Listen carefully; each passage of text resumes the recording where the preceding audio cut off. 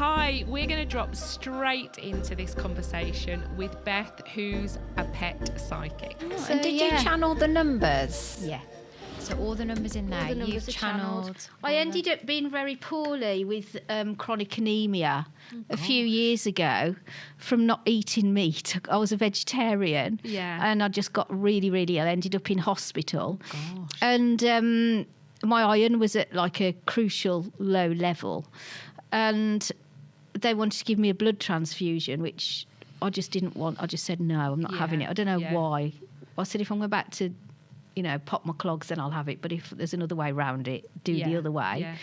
And when I was recovering at home, I was channeling the numbers for that because I'd had the idea for that book a year before, but I hadn't had time to do it.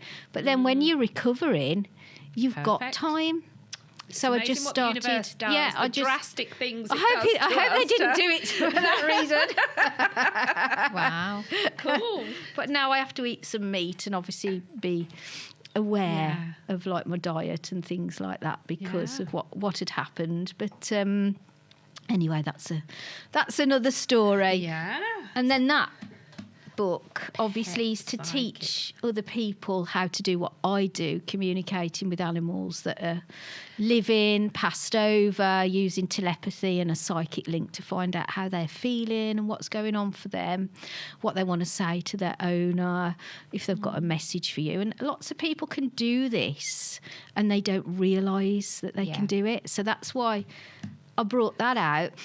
But the funniest thing that happened was I was lucky enough to launch that book on This Morning. Oh, right, yeah. And I took my dog, who's sadly no longer with us, Misty, with me. And they said, bring her on set. Yeah. And then I'm there with Vernon Kay and Josie Gibson, and I'm like thinking, right, I've got to remember everything to say about my book. You know, they're going to hold my book up and show it and talk about it. So I was like really concentrating on like, don't forget this, don't forget that. And I got Misty sat next to me, and I hadn't noticed that she'd jumped off the sofa. And Josie looked at me and she went, Beth, she went, what do you think Misty's thinking now? And I thought, well, that's a really weird question. And I went, and then she went, because she's over there eating Ainsley's chicken casserole.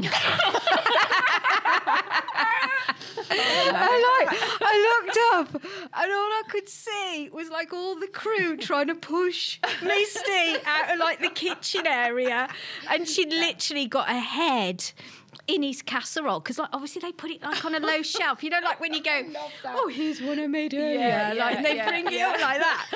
And I was thinking, oh my God, this is so embarrassing. And I was like, oh, you're like in this state of like, it's really funny but you're horrified at the same time.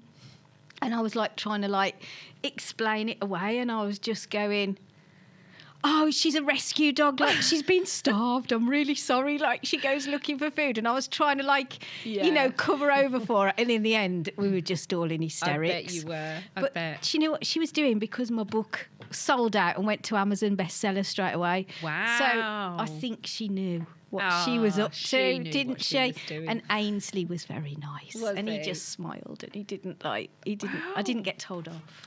Oh, that's good. Look at that. Yeah. It's incredible. The only thing was then she wouldn't eat a dog food for 2 weeks. We had to keep giving her chicken, and I thought, well, if you tasted, she's, don't you know who I am? Yes, I only eat food by celebrity chefs. Yeah, exactly. She wouldn't eat a normal food then after that. So it was really funny. It was. You can see it on YouTube if you want to watch. Yeah, we will. If you want to watch my embarrassment. No, I love it. Love things like that. Yeah. So this just excites me so much because I love animals. Good. I love them. Maybe a little bit more than humans. Am I allowed to say that? Lots of people feel like that, Paula. Do you think so? I just love them. I have a menagerie of them at home. I've got dogs and chickens and goats, and I would love to be able to talk to them. And I try, but I think I try too hard. Yeah. I think that's what it is. So when did you first know that you could communicate with animals? I didn't know because I just thought it was normal. So I didn't think as a child, oh, I'm doing something that other people aren't doing. Yeah. I had a rabbit when I was about 3. Yeah. And then we had a kitten. And I just thought that it was normal to hear their thoughts, feel their feelings, know what was going on for them. I thought that was pet ownership. Oh, I just thought that's what happens when you own a pet. You've got this inner dialogue going on with them. Yeah. You know what's wrong with them if they're ill. Yeah. And I think I was about 5, and we had Tinker, a little ginger kitten, and we'd only had her a couple of days, and I kept saying to Mum and Dad, she's going to die, we need to take her to the vet, she's going to die. But she seemed absolutely fine. They kept saying, oh, don't be silly, she's fine. And I nagged and nagged that much that they took her to the vets, and she got a really bad infection. And the vet said if you hadn't have brought her, she'd have passed away in a couple of days. She wouldn't be here. So my mum and dad must have thought, it's a bit strange, but they've always accepted it because that's the way I've always been. Yeah. So it wasn't until later on that you realise other people aren't doing that. They're not having that telepathic communication. Yeah. Because I'd mention it to people at school and things like that, and they'd just go, oh, you're just weird, what you want about? And then I'd said to the one friend, we were riding these ponies, I said, what's your pony saying to you? And she says, what do you mean? He's not saying anything. And I'm like, oh, okay. So I never had that moment of realising I could do it. I just had the moment of realising other people weren't doing it. Yes. Yeah. So to me, it's normal and it's relatively easy, Because I guess they communicate in, for me, when I've done any kind of communication is, and the same with people, is I get pictures. Yeah. Or they communicate through your body, any kind of like a emotion. Clairsentience. Yeah. And is that the same for you? Yeah. Yeah. How basically, it's a communication using your senses. Yeah. So it's nothing weird. It just feels very natural when you do it. But you might be thinking about something and you think, I don't know why I'm thinking that. So you have to activate the communication between you and an animal.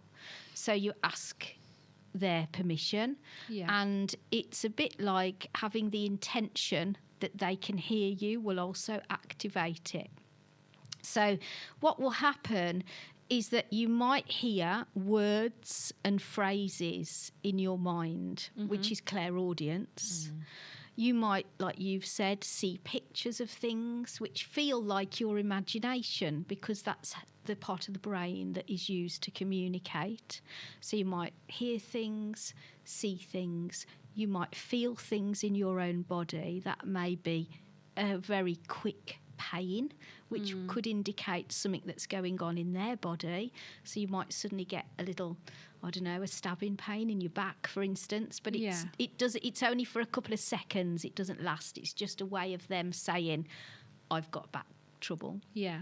Obviously, a pet psychic, or can only speak for myself, I'm not a vet. Yeah. So I always have to recommend somebody would take veterinary advice, not my advice for a medical issue, of course. But there's all these ways, you see. You might just feel like you know something, like an inner knowing, like you think, you're not right and I'm not quite sure why, there's something going on for you. And I need to look at this in more detail. So it might just be that. You might even get smell or taste. Oh, really? Yeah, so it might be like a food that they really love, that they're trying to tell you they want. You might suddenly get that sort of smell or flavour come into your mouth, and you just think, oh, I don't even like that. You know what I mean? But it's all ways of building up a picture of what is going on for the animal. I tend to have words, phrases first, then the pictures, then I tend to get the feelings, and I don't always get the smell or the taste. Sometimes I do. Yeah. And everybody works differently.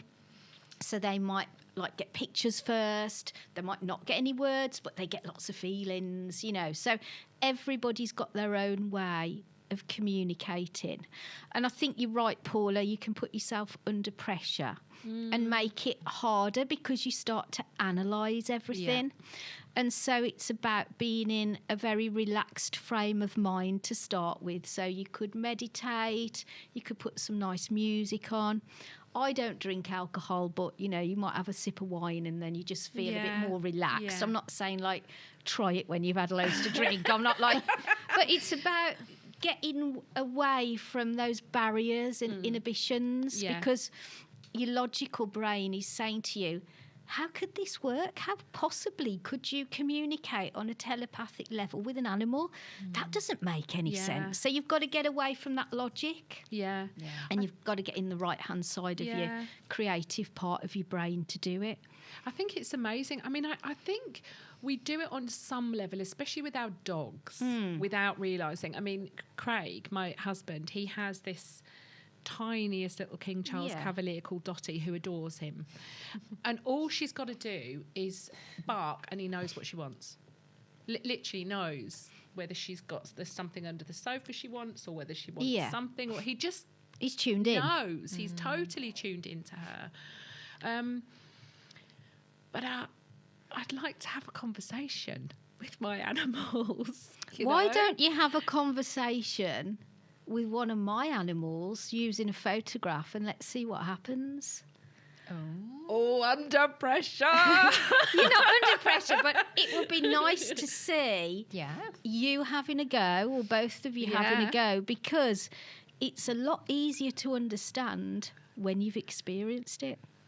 You're both open-minded. Yeah. You know, I'm just going to ask Nigel from my phone. Ooh, let's do it. Because you can use a photograph. Yeah. Because it's a telepathy. Thank you. You don't need to be with the animal. It just works over any distance. So all I'm going to say to you is just sort of, well, I like to get people to tap 7 times on their third eye. Yeah. If you just do that, just as a way of opening up, imagine you've surrounded yourself with beautiful white light to protect yourself and tap your third eye. And then just leave your finger there on your forehead and I want you to open your eyes and look up and look at your finger for a few seconds. Keep that upward stare, close your eyes, but imagine that your eyes are still looking up at your finger. And take a couple of deep breaths. And then just put your hand down and you'll start to feel that you're becoming more relaxed and grounded. Well, that's made me feel... Yeah, it does, doesn't it? It does, actually. It just gets you there very quickly. So that's just something you can practice. Anyway, I've just had a new dog. I wasn't meaning to have a new dog, but these things tend to happen to me. That's the story of our somebody life. Just drops a dog off. But I won't tell you anything else. I've just got to find a picture of her. Sorry, I've got loads of pictures on here. And I'm just going to ask you what sort of feelings you get from her. There she is. Her name is Penny. I'm going to tell you her name because it makes it easier to tune in. What sort of feelings do you get straight away, or do you get a word? Do you get a picture? What energy does she give off? Just in your mind, I want you to say to her, "Hi, Penny. I'm learning how to talk to animals. Can you speak to me, please?" Just say that, like with the intention she can hear you. Like send it. See what happens. Just say, "How are you feeling?" I'm feeling a bit embarrassed. No, don't feel embarrassed. You'll be great at this. Oh, no. Do you know, I just feel like I want to give her a love. Aww. I feel like she's just lovey. She is lovely, yeah. I feel like she's just a little bit of a snuggle. Oh. And I feel like she wants, but I don't know whether this is because one of my dogs likes to do this, but that she wants to put both her legs either side on your shoulder. Do you know how I mean? Well, that's because you're working with what we call your internal frame of reference. So she's showing you something that you understand from your dogs. Ah. Does she do that? Yeah. Or not? Does she? Yeah. Yeah, relief. Oh, that's nice. I feel relief. I hope she feels relief. I feel relief. Yeah, that's Yeah, good. that's I'll tell just you a bit popped in. about her in a minute. And Yeah. after, Kerry's had a go, because I don't want to give anything away. Because then you'll think, oh, I only knew that because Beth said it. Do you know what I mean? Then you start doubting yourself. There you go. Just look relief. at the picture. Lovey and relief. I like that. Better with eyes. Oh, do you want me to find a different I'm better picture with for you? eyes. Yeah. Give me one with I haven't eyes. actually got that many pictures of Or a her bit more of because a she's only face. just... there we go. What about that one? Ah, it's a different one. A different energy compared to the other picture. Yeah. So I don't know how long ago the picture was taken compared to this one. I don't know. Probably a day. Oh, just a day? Yeah, because we've only had her, how long? 4 days? 4 or 5. We've only just I've literally got a lot had of her. anxiety in my heart. Oh. But I don't know whether this is, like the past.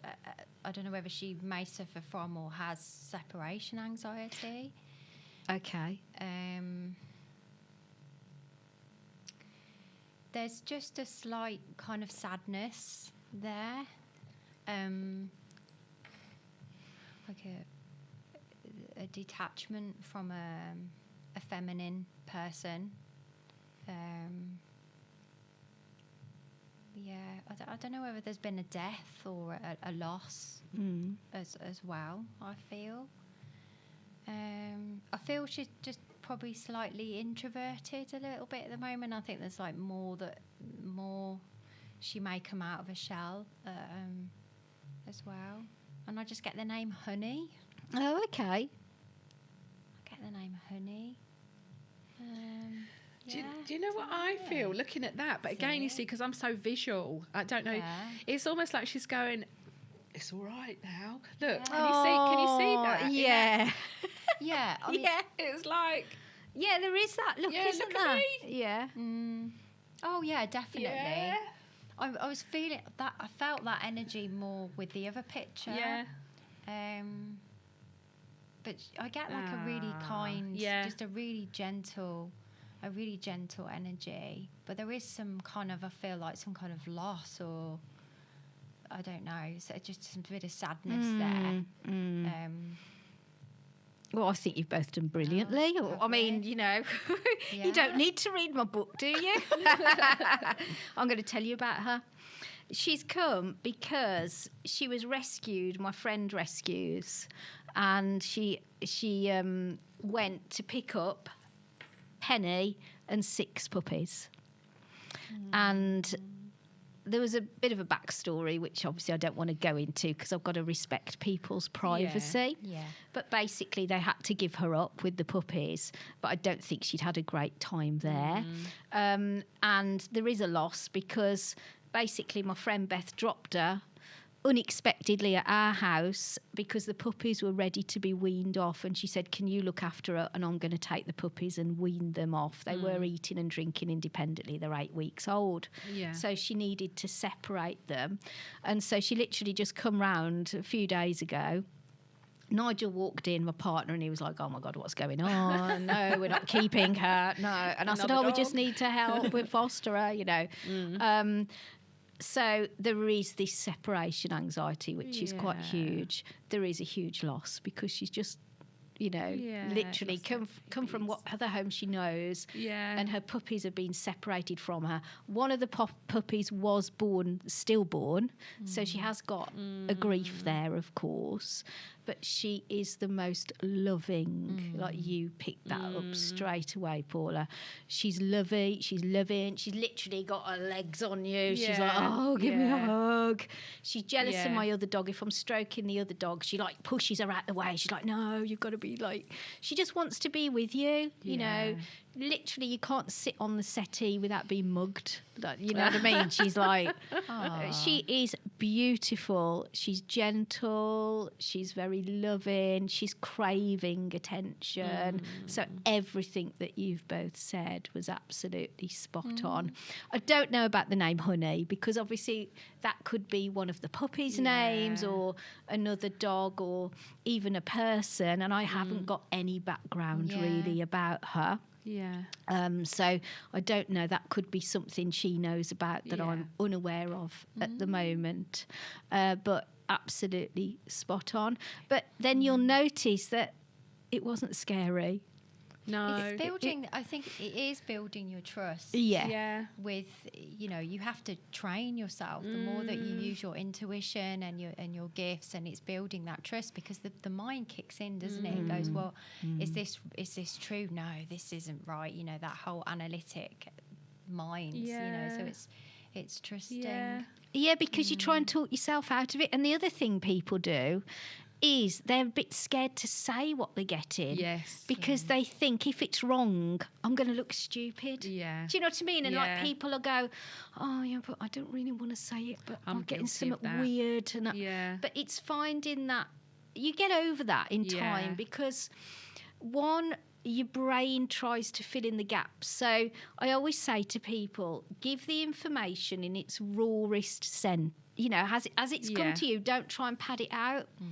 Like the example that I often say to people, it might be in the book, I can't remember if I put that in, is I remember teaching a group of people, I like do workshops, teaching people how to do it, and I'd pair people up together who don't know each other after sort of towards the end of the workshop to practice what they've learned and swap photographs. And then one lady, she goes, well, to the other lady, she went, I'm not getting anything from your dog. I'm really struggling. I can't do it. I'm not doing any good. I can't get anything. She goes, I'm only getting the one thing. She goes, but it's silly. I can't say it. And so she was going, no, tell me. And she goes, well, I just get green frog. She goes, I don't get anything else other than green frog. And at this lady burst into tears. And she said that was her favourite toy. It was a green frog. Oh. So to that person, that didn't mean anything. But she felt silly saying it, you know. Yeah. And then to that recipient, it meant the world. She knew there is no way she could have known that unless that dog was communicating with her. Yeah. You know, from the other side. So you have to sort of give it without judgment. Yes. Because you might be thinking, why is she giving me green frog? Or maybe she chased frogs in the garden. Maybe they've got a pond. So then you could say, well, have you got a pond in your garden? Because obviously you've got frog. And they go, no, I haven't got a pond. Then you think you're wrong, but you're not. Yeah. But you've tried to pad it out. Yeah, exactly. So you have to be like really sort of clean with your delivery. Yeah. And if you don't know something and somebody's asked you, then it's better to say, look, I don't know. Yeah. You know, instead of just trying to go, oh, well, it could be this and it could be that. And so the more you do it and the more that people say to you, yeah, I understand it, that makes sense, you get over that doubt. It's what it is, isn't it? It's just doing it. I'm going to have a go and then I'm going to message you. Well, I can send you lots of pictures to practice on. Can we do a little demo? Are you happy to do Absolutely. that? Yeah. Craig, could I have the princess, please? I thought like a dog was going to pop out then. No. This one. Out you go.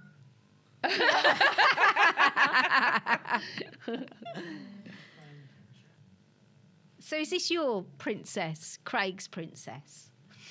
Yeah. Well, should I be starting? Oh, what about Henry? Oh, yeah. Let's look at princess, then look at Henry. Okay. Sometimes, if they're both your animals, the other one might come in anyway. Just because really? Yeah. Because I've opened up that link to communicate. Yeah. You've got so many. I love them. Just while he's finding a picture, I've got a story, actually. You might be able to... So I had a goat. Okay. I have had 4 goats. I've got 3 now because one passed away.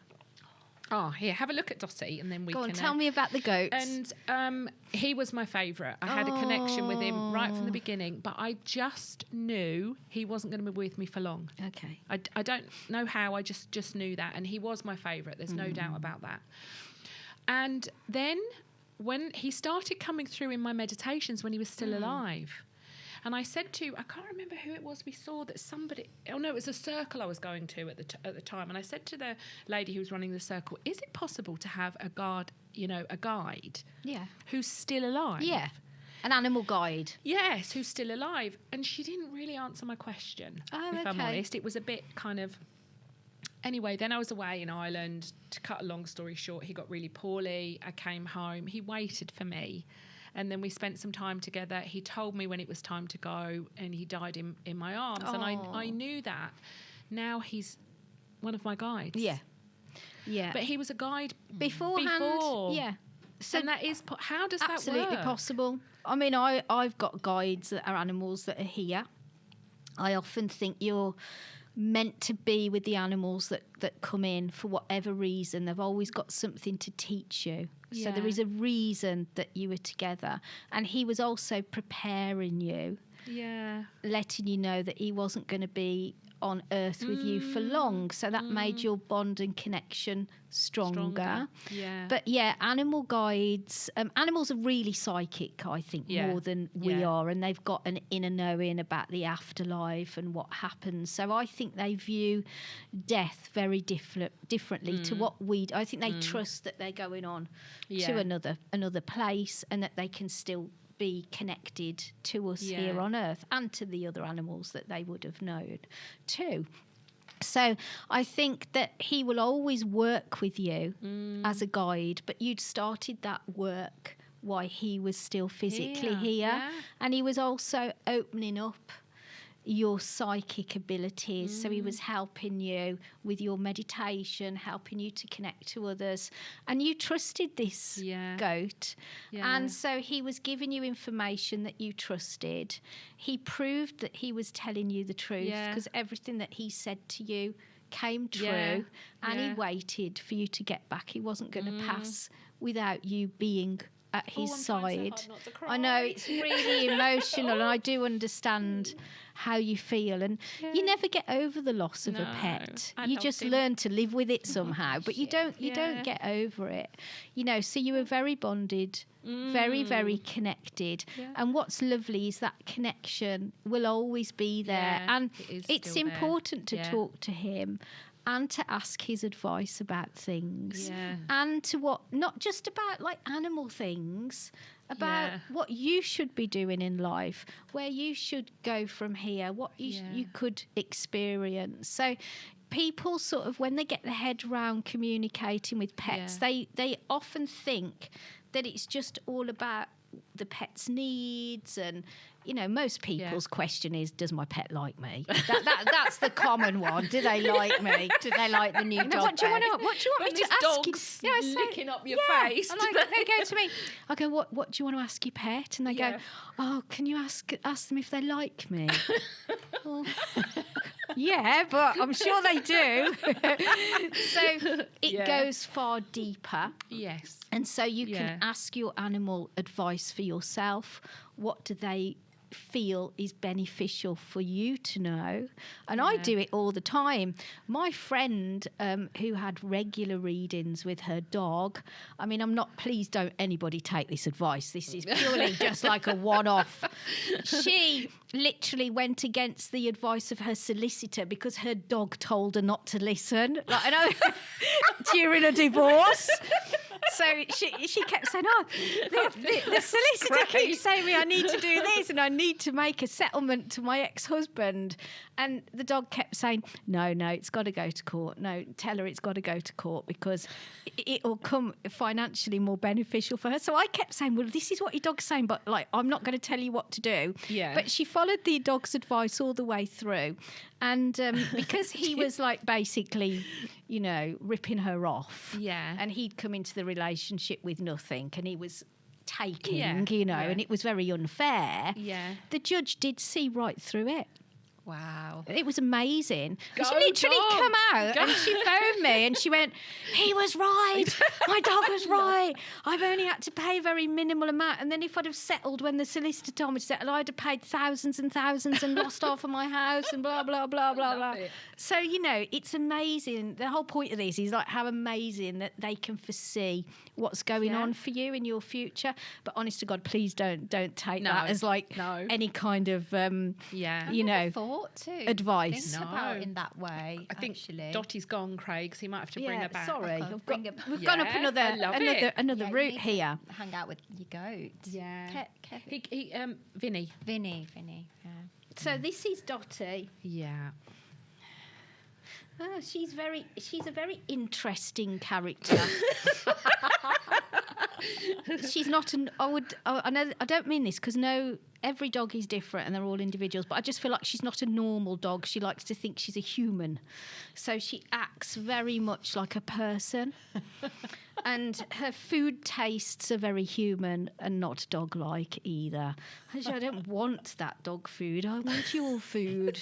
So she's got adult taste. Do you know what I mean? Yes. So she doesn't want, I don't know, Caesar or whatever. No. She wants roast dinner. Yes. I'll have a roast, thank you very much. So she's got very human traits. And weirdly, she tries to copy people into behaviour that isn't very dog-like. It's more people behaviour.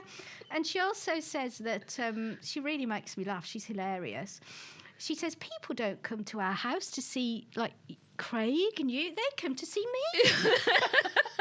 It's my house and they come to see me. Oh, he's not. And so she has to be there first. Yes. And they have to make a fuss of her first. She's a very kind, gentle soul, but she can be wary of some people. She tells me. Yeah. She said she's aware that not everybody who's been around you lately has been good with your best interests. She said she's seen some kind of situation. I don't know whether you've had... How can I put this, what she's trying to show me? It's very strange, and I'm just going to give it you. It's almost like a piece of paper being ripped up. So I don't know if you've torn up a contract or somebody's upset you, but it's like a distance between two people, like there's something that has gone wrong. And that's around you. She's heard you talking about this situation, and there is a lot of hurt that has come into your heart from... It's not your fault, she says to tell you, but somebody's upset and hurt. I feel like both of you. Does that make sense? Yes, it makes complete sense. It's like, it's not this is mad. Fair. This is not fair. You haven't asked for this and you've done absolutely nothing to deserve it. So she's just reassuring you that when we get... she's talking about the 10th to the 12th of January next year. That's when things start to lift and improve. So she's like literally putting a time frame on it. She says, be careful what... Well, it's a funny thing she says. I'm going to use her words. She says, watch what comments you make to people verbally because they can be used against you. Does that make sense? Yeah. So you have to really be mindful of the actual words that you are saying. Think before you speak. As tempting as it might be just to say something, almost like dig your fingernails into your palms of your hands and like, I can't say it, I'm going to have to... because that will pay off later on. She's very intelligent. She's very sort of sassy, I would say, is the word I'd use to describe her. It's like, I know I'm beautiful and I'll walk like I am. Yeah. You know, so she sort of like struts her stuff a little bit. Yeah. She's like, if she was on a catwalk, she'd carry that herself very well and like... Whew. Yes. Do you know what I mean? And I like the camera. So she's very much like that. She's very loving and very devoted. So she's a very people orientated dog, and she prefers people to other dogs, really, which, is quite a statement, I suppose. I don't know whether she gets some kind of allergy, because when I link into her, she makes me feel like my nose is tickly. So I'd also be aware of anything that is in your home, or maybe it might be something in a diet like cereal or wheat that doesn't quite sit well with her, because she's giving me my feeling of allergy. So just bear that in mind and be on the ball where that's concerned. And she feels, I'm not a vet, but she feels quite healthy, but she does give me a little bit of stiffness. I think it's on the right-hand side of the hip going down the leg. So just keep your eye on that. Keep your eye on that.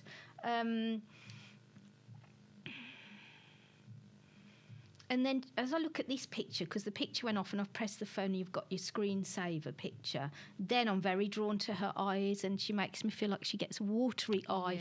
And her eye is actually, it sounds like a contradiction, but she says her eye gets dry and then it waters trying to rectify itself. That's quite common, that dry eye with Cavaliers. So I need you to look out for that and chat to the vet about that, because like when I link into her, she gives me that feeling.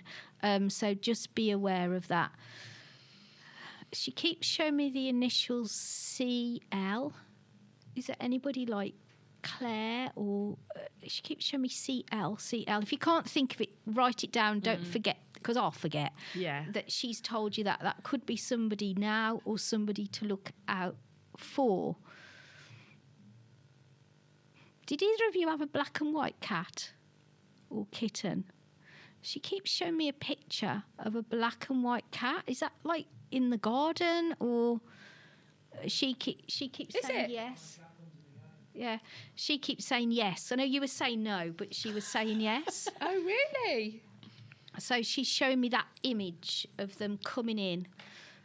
And I say, how do you feel about that? And then she just went, I don't mind. He doesn't mind. She says, I don't mind. Why does she bark so much when she sees people? She's purely excited. Because it doesn't just come purely across excited. That. No. Yeah, she said she's purely excited. But what she told me already is that she's very people orientated and loves people, but she's wary of some people. So the problem you've got there, you can get an excitable bark, but then that puts the person on edge, and then the person is on edge, and then the dog picks up on their anxiety. So then it can change, the whole aura can change in like 10 seconds, because they're like and then she's like, oh, hang on a minute. So because all you got to do is stroke her. We say to everyone, just stroke her and she'll stop. Because she shows me no like malice or bad intention with her. She's kind, gentle. She's not out for any like reason that you wouldn't want. Do you know what I mean? But then there's this bit of wariness with people, but really that's their energy coming back to her. But she does think that they've all come to see her. So it would make sense that if they don't stroke her, that she is going to put up a bit of a attention-seeking type of behaviour so that she gets the reward. Do you know what I mean? Which I know is probably on dog training ways isn't probably the best thing to do, but at the end of the day, you have to manage her in the best way, what's best for you. And she's just a lovely character. And I just feel like you're never bored, like when she's around, because there's always something that she'll make you laugh. You know what I mean? She's amusing. She's got an amusing side to her. I really like her. I think she's lovely. I think she's a lovely She's dog. Craig's dog. Oh, she's lovely, Craig. She's lovely. She keeps on. Have you bought her a new coat? No. What's the coat thing? There's a coat thing. Oh, she's got a coat. Maybe she wants it on. Maybe talking she's a bit about cold, is she? I don't think it's that, because I get a feeling from them when you say that what it is, they go, but she's not saying that to me. No. She makes me feel like for some reason she needs a different type of coat or a new coat. She wants a new coat. It might just be the style or the fit.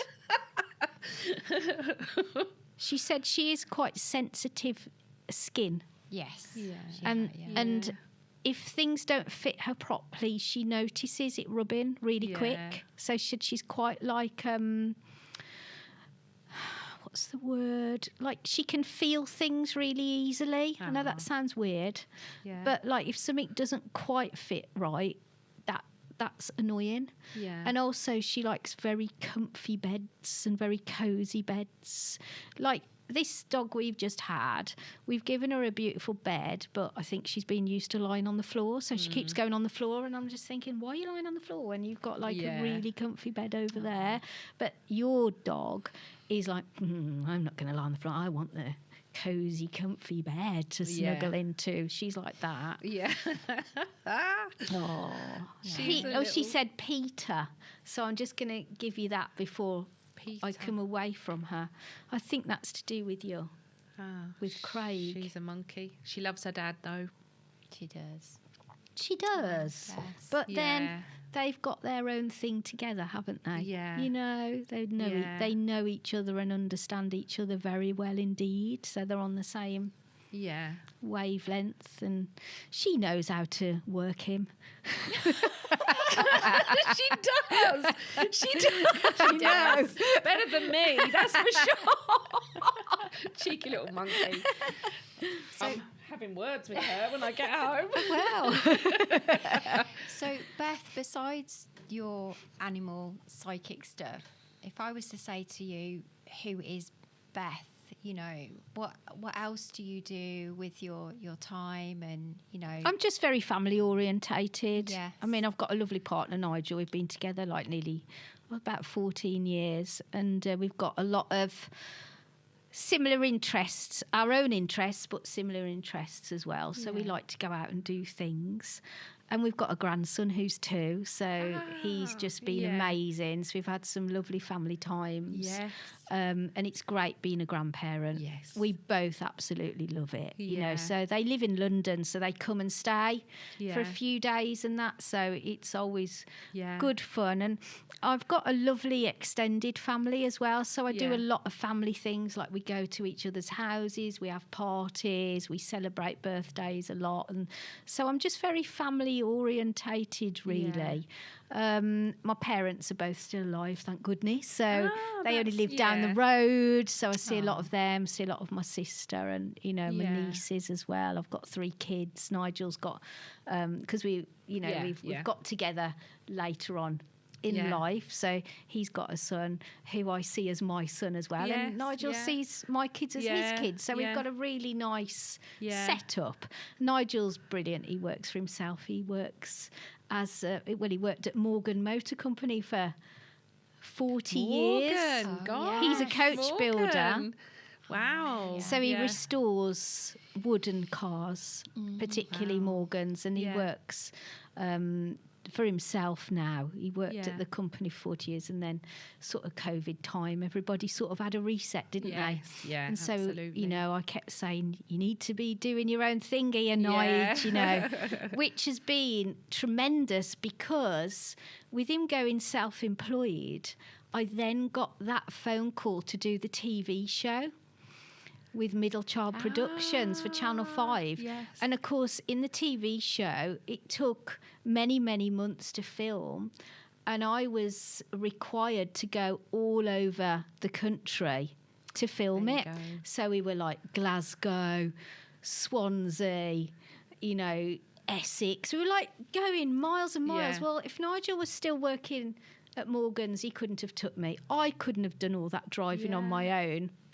There's no way that I could have done it, stopped in a travel lodge or whatever overnight, got up, done loads of filming, and then got myself back.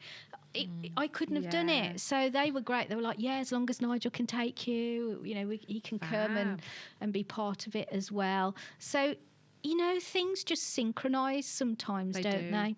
And I kept manifesting it. Because I had a radio show, which I absolutely loved. And then one day I said, I can't remember what somebody sent in a question about something. I'd started going on this morning. Yeah. And somebody said, Beth, you'll end up with your own TV show one day. Yeah. And so I said, well, I'm going to try and manifest that let's see what happens. So I thought, because I'm big on manifesting, but I think anybody could manifest, say, a new car.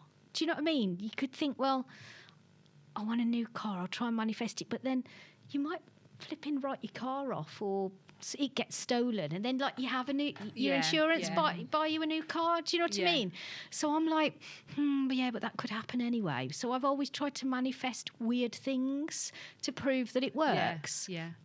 So years ago when I was doing all this, I wanted to be on a radio show. So that was what I started with, and that was about, it would have been in about 2006 or something. It was a long time ago. And I said to the universe, if this is real, get me on a radio station so people can ring in. I can do them a reading to prove it works. Yeah. And literally, I parked my car away from my cousin's house for a party because there was nowhere to park. And I'd parked outside a radio DJ's house. I'd got like a little sign in my car saying, readings or whatever, with my phone number on if anybody wanted a reading, little advert. The next day, this bloke phoned me and he went, hello, he went, you parked outside my house last night. And I went, oh, sorry, I didn't block you in, did I? Because I was like, and you like somebody, you're just thinking, he went, no, because I've got my own radio show. I wondered what you did. I wanted to ask you as a guest. And I'm like, this manifestation works pretty quickly.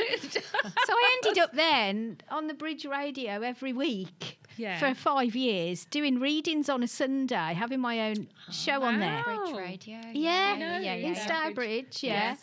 So that went on for quite a long time. And then when I came away from that, I ended up on Pulse Talk Radio doing my own show, which was great. And then during that, I kept thinking about manifesting. And then I thought, I'll try and manifest being on TV. Well, I tried to manifest being on the TV first, and then I got invited on this morning. And then somebody said, you want your own TV show? So I thought, I'll try and manifest that next. So I manifested it. I did like this really weird sort of thing I do to manifest. And then what happened was this David phoned me from Middle Child Productions, and he went, we're making a documentary all about people who have weird ways of working with animals. So we've got like an alternative vet, we've got like a dog behaviourist, we've got all these different people. Would you be interested in being part of the documentary? I said, okay then. He said, well, send somebody out to film you doing a reading, and then, you'll be part of with all this documentary with all these different people on it. So anyway, I said, all right, then I never heard anything for ages. And then the one day he went, I'm really sorry, we've all been off ill with the flu. He said, I'm going to send somebody out. Can you find somebody to do a reading on tomorrow? And we'll send a cameraman to film you. And I went, yeah, sure. Anyway, I found somebody with a horse who was local. They sent a cameraman out. I didn't know what I was supposed to be doing. I don't think he knew what he was supposed to be doing because he didn't normally work for them because their cameraman wasn't very well, so they'd found somebody else. So I was thinking this is just going to be crap, because we're ambling along here, not really knowing. So I just was me, went in with some chickens, went in with a horse, did the reading. Again, they obviously had the footage, never heard anything. And then out the blue, he phoned me up and he said, he went, remember that thing you filmed? I went, yeah. He went, how do you think you did? I went, well, I don't really know. I said, because nobody really knew what they were doing. I said, I just did my thing and hoped for the best, that it was what you wanted. He went, it was better than what you think. I said, okay. He said, because Channel 5 have looked at it. They don't want the other people in the documentary. They only want you. I went, really? That's awesome. I went, really? I went, are you being serious? And he went, yeah, I'm being totally serious. And he said, are you all right to film? Can we follow you around? And I went, yeah, that's fine. So we organised it. And then a few weeks later, I was in the middle of Worcester shopping. Phone went, and it was David again. And he went, you're not going to believe what's happened next. He went, Channel 5 have commissioned 4 programmes without you even starting to do the filming. He went, this never happens in TV. He went, it never happens. He goes, you up for it? And I went, well, David, I have manifested it, so yes. So how did you manifest Oh, it? yeah, no, Well, everyone's going to be thinking You that. said, that, I just Tell use us. this weird things Yeah. I A manifest. bit like what I was showing you tapping. Oh, let's manifest. Tapping. What do you want to manifest? Or can you say or not? Is it? Well, you both. don't have to tell. Manifest. You don't have to Manifest. tell. Was it Kerry? just by doing this? Yeah, you need to tap. Yeah. You need to put your eyes up, close your eyes, but keep looking at your eyebrows because you need to get into that space. So just do that. I hope everyone at home, let's You get can all join in with this, but you manifesting. need to Yeah. think about what you want to manifest. So think about it. I've got something that I want to manifest. Just put your hands in your lap now. And now imagine that you've got like a great big white cinema screen, you know, like a projector screen. Just imagine all you can see is white, and then just put the words onto that screen now of what it is you want to manifest. Right? Just put those words there. And I want you to imagine how you're going to feel when it comes true. Who are you going to tell? Who are you going to share it with? Do you feel excited, scared, apprehensive? Think about all those feelings. And now I want you to take a step back to what you think is going to be now the very first step of manifesting this dream. And just listen to any words of advice that pop in now. And really acknowledge them. And now I want you to tell the universe that if they give you this honour of this manifestation, that you're going to work with them and you're going to see it through. You're not going to back down. You're going to be courageous. You're going to take the opportunity as it presents itself and you're going to run with it. And you're going to work alongside the universe. They're not just giving it you, they're working with you. And that's it. And then you've got to let me know what happens. Yes. Because it's no good them giving you the fish on the end of the rod. Do you know what I mean? You've got to take it and you've got to do something with it. Because I could have turned round to that and said, oh, I don't think I can do 4 programmes. I might only do 1. It's all getting a bit real now. You've got to go with it. You've got to seize the opportunity because the universe is working with you. Yes. It's not giving it to you. It's giving you the opportunities. That's what's happening. And it will align those opportunities so the space is there for you to take them. What you can't do is chicken out. Because sometimes we ask for things that sound amazing, but actually it's like a bit of a scary step to take. The guy on the boat on the ocean and he's calling out for help and actually help did come, but he didn't see it. Yeah. Well, there you go. Yeah, exactly. So you've got to notice, like you've said, you've got to notice the signs. Yes. You've got to take the phone calls. You've got to agree to things, even if they're inconvenient. Yeah. You've got to agree to it. Like when I went on this morning for the first time, like it was they brought cameras to this Caroline's house to film a section with her horse because the horse had made a prediction that come true. And they said to me, will you stay on to do the readings for our viewers? And I could have said, oh, no, I just filmed the story. Yeah. And then I was like, but this is what I wanted. And I went, yeah, of course I will. Yeah, I'll stay on and do that, which I did. And it went well. And then another time I went and Sarah Ferguson was in the studio. And I looked across. I was sat ready for my segment. And I could see her talking to Holly. And I was thinking, oh, my God, that's Sarah Ferguson over there. Like, I was trying, you're trying to be like indiscreet. And then Holly went, oh, and after the break, we've got the pet psychic taking your calls. And then as a joke, she said to Sarah Ferguson, she went, so if you want to know anything about the Queen's corgis, and she went, actually, yes, I would like that. And I'm like, what? Did you? Yeah, and then they come up to me in the break, they went, would you do a reading on the Queen's corgis for Sarah Ferguson? And I went, this is fab. Yeah, I love it. Yeah, of course I will. We're back on. Get tapping, everybody. Get tapping. And did they say, like our Dot, oh dear, Caesar's no good for me? You're not far off, actually. The one did, I think it was Muick, did say that his diet was all wrong. Oh, did he? Muick? Yeah. Was that his name? Yeah. And she had taken them on, the Queen had bequeathed them to her, and they were really grieving the loss of the Queen. Yeah. It was fascinating. So you just never know when you get into all of this manifestation what is going to happen. This is it. You don't, do you? You don't know. Oh, wow. No, so there you go. We'll let you know. Beth, it's been such a pleasure to have you It's on. gone too quick. I It's really flown. like you, Beth. I like you too.